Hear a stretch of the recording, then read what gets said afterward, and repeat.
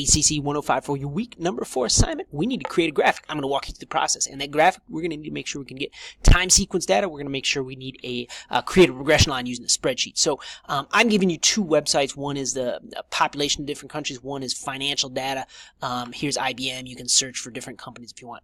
I'll leave that example for you. I'm going to go through the country population, but either of those, or if you have other time sequence data, that's fine.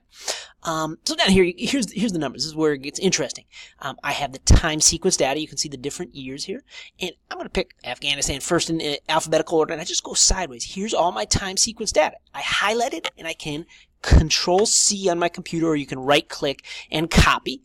And now I need to get a spreadsheet. I am going to solve this in Google Sheets, and you can see I have an untitled spreadsheet here. Or if you're here in your Google Drive, new Google Sheets, and you get a brand new spreadsheet. Okay, good. I'm here. I click any box I want, and I do Control-V, and it prints the data. It copies the data into my spreadsheet. So this is good, but if I highlighted it here and went up to Insert and hit Chart, I'm going to get something that's extremely messy. That's not what I'm looking for. When you copy in the data, you need to clean it. And so I'm going to go over here to the side, and I'm going to make a little table. I'm going to say, here's the year, and here's the population. Now, the year, I know back in the website, here goes 1950, 55, 60, and all that sort of thing. But I'm going to just start at 0. 0 is sort of like the base. And this is going to be the case. I don't care if you're using population, the stock data. Start at 0. 0 is like my starting point. And I'm going to go 5. How come? Because you looked at the data. It was every 5 years. 10, 15, 20. And guess what? We could keep going. ... But for the sake of this video, I'm just going to leave it at that. And now what do I have to do? I have to take this data and I have to copy it into the chart. It's a little bit of legwork, but you know what? We can deal with it. So Control-C copies, and then I go over here, Control-V pastes.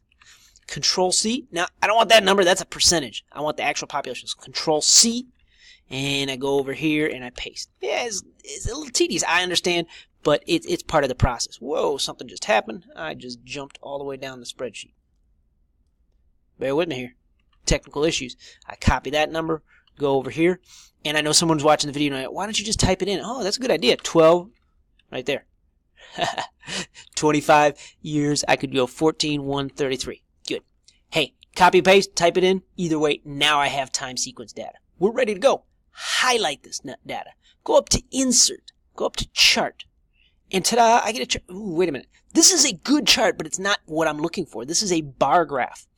I need a scatter plot so I can create that regression line. So you here, chart type, go down here, scatter plot.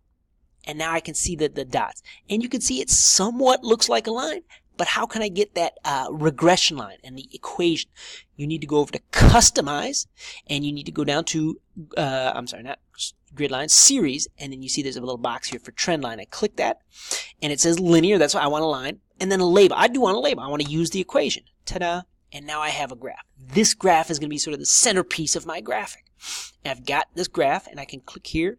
I can save that as an image. I can save it as my chart. And now when I go back here to Google Drive, I can create a new, go over here to Google Drawings. And it's going to open up a little drawing.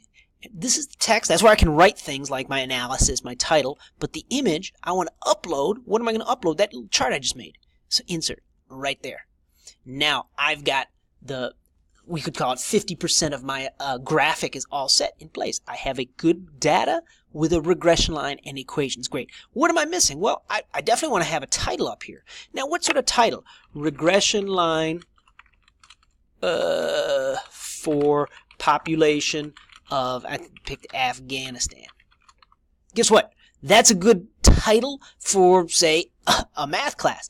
But think of this in terms of almost like the idea of an infographics to make things a little more attention-grabbing, kind of get attention, get people thinking about this. So instead of doing this, that title works, but you can see I'm kind of like, we can do better.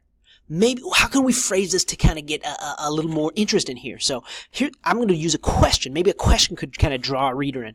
How does the population of Afghanistan change over time?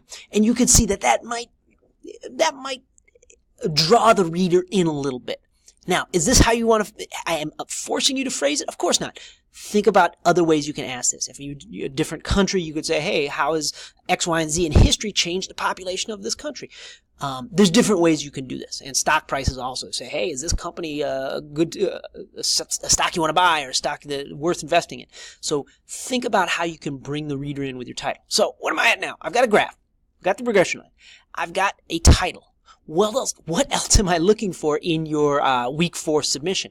Well, let's see, another text box down here. You definitely need to make some sort of observation. So observation. Now, what observations am I looking for? First of all, is the regression line good or not? Now, you're not going to say yes or no, but you're going to look at this and say, yeah, it looks like there's a strong correlation. The dots and the line match up. So that's something that you'd want to answer. What else do you need to say? You need to interpret the regression equation. So in the previous video, in the previous video, I talked about what do those numbers mean. So 238 is the rate of change. What does that mean? It means every year, no, careful, this goes by 5. So every 5 years, the population changes 238. Wait, so a whole big country gets 238 people in 5 years? Does that seem reasonable? I think, wouldn't there be a lot more people being born, population change? Oh, look at that, in thousands. Always make sure you're checking your data source. So when I'm back here, 238,000. Now, if you want to do a little math, you can tell me how many people it's changing per year. Now, every 5 years, think about some of the language. The regression is an approximation. So every 5 years, the population changes approximately. So these are different ways that you can represent your equation. So, and do you think it's a good fit? Do you think this trend will continue?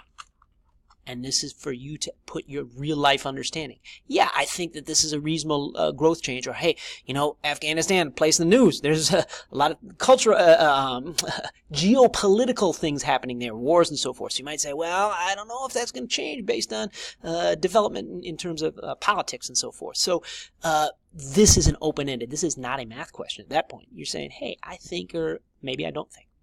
But if you can create something along these lines, you've got a basic graphic. This is going to cut the mustard, so to speak. However, last thing I'll throw in there is think about this in terms of the idea of an infographics to draw your reader in, to kind of create attention.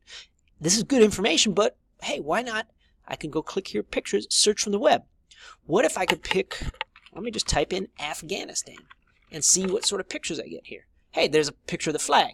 So I could click here and click insert, and right away, okay, I'm going to scale it down. It's a pretty big flag, but I put it over to the side here.